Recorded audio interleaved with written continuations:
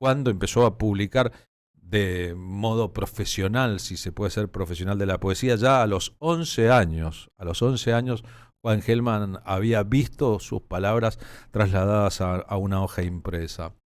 Por muchos asuntos es una figura completamente central de la cultura en la Argentina, Gelman. Nunca estuvo en venta, eso es cierto. Siempre consideró que la militancia política y la militancia poética debían ir en paralelo. Fue un expresionista del dolor, la desaparición forzada de su hijo y de su nuera y el secuestro de una nieta que recuperó de grande después de una lucha infernal, lo metieron en un pozo anímico y en un pozo en la vida que de alguna u otra manera sublimó en una parte de su poesía. Como quiera que fuese, el Gelman tanguero, el muchacho de Villa Crespo, nació el 3 de mayo de 1930, se fue de este mundo en enero de 2014, una vis melancólica muy vinculada a la ciudad de Buenos Aires y a los dolores más existenciales. Hay muchas formas de recordarlo, pero quizás una de las claves es meternos en el corazón de su obra. Cuando Gelman publicó en los años 50 Gotán, eso fue una explosión, un cambio en los modos poéticos argentinos. Tal vez era entonces para pocos, sería luego más adelante para muchos, con el notable Rodolfo Mederos, él haciendo en un espectáculo aquel grito de alerta, aquellas palabras cuya combinación en los pechos y corazones de los oyentes y de los lectores resultaron una revolución. Esa mujer se parecía a la palabra nunca.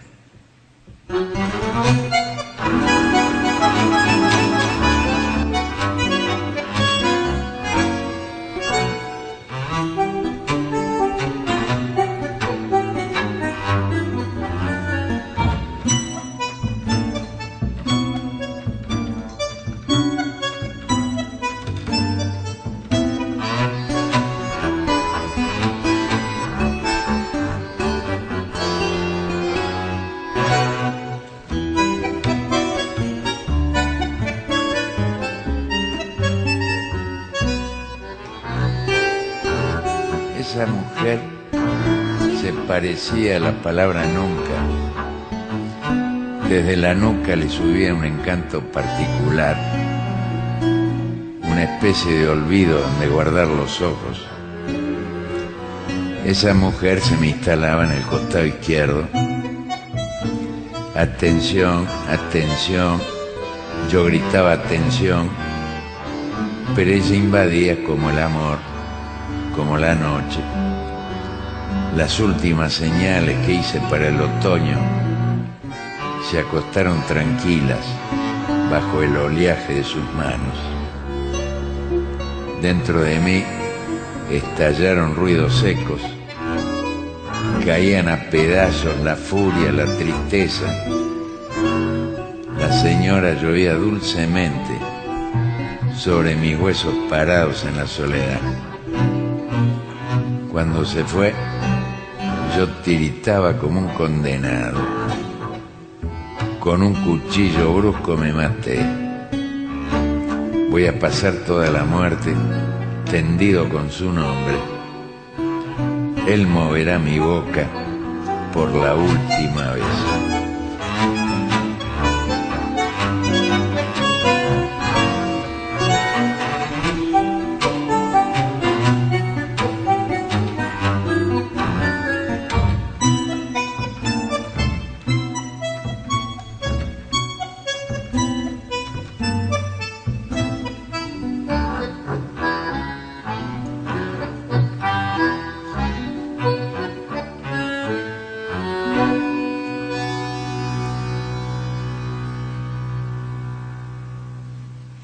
Mayor refinamiento en la historia de la cultura de un país es casi imposible. Los sonidos del trío de Rodolfo Mederos, la voz siempre monótona y pequeña a propósito de Juan Gelman y sus palabras, el modo de usar la lengua castellana constituyen un momento clave de la sublimación de todo lo existente en una obra que trasciende los tiempos. Estamos celebrando el día del nacimiento de Juan Gelman como una forma de tenerlo siempre presente en un país muchas veces homicida con los propios, en un país que le quitó la vida a sus compañeros de militancia.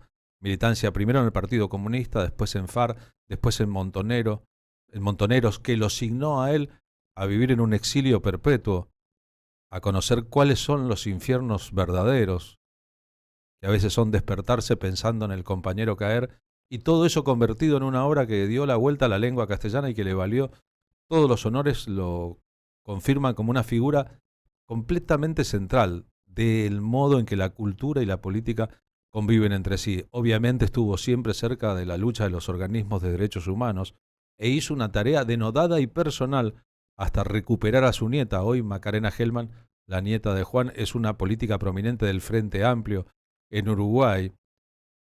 Pero al mismo tiempo, como si el lenguaje, como si la lengua castellana heredada de la colonización le quedara chica, inventó lenguas, escribió en sefaradí, hizo investigaciones sobre los viejos poetas judíos exiliados de su propia lengua viviendo en otro territorio, y por si eso fuera poco, jugó como nadie con las palabras. La relación con Mederos, el tango envolviendo su obra, es uno de los capítulos inolvidables del modo en que la cultura del barrio ascendió hasta el centro del plexo de los teatros.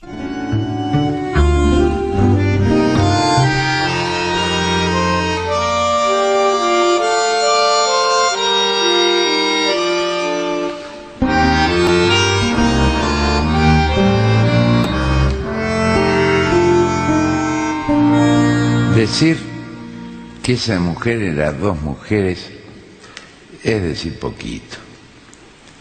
Debía tener unas 12.397 mujeres en su mujer.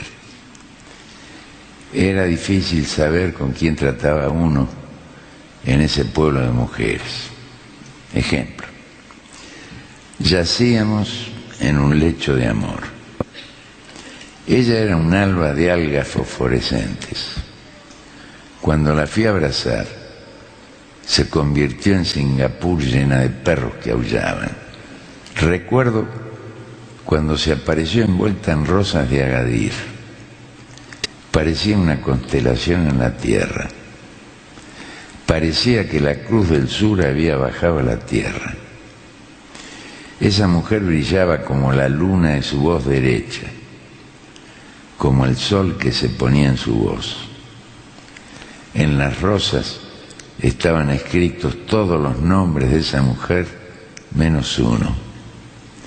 Y cuando se dio vuelta, su nuca era el plan económico, tenía miles de cifras y la balanza de muerte favorable a la dictadura militar. Nunca sabía uno a dónde iba a parar esa mujer. Yo estaba ligeramente desconcertado. Una noche le golpeé el hombro para ver con quién era y vi en sus ojos desiertos un camello. A veces esa mujer era la banda municipal de mi pueblo.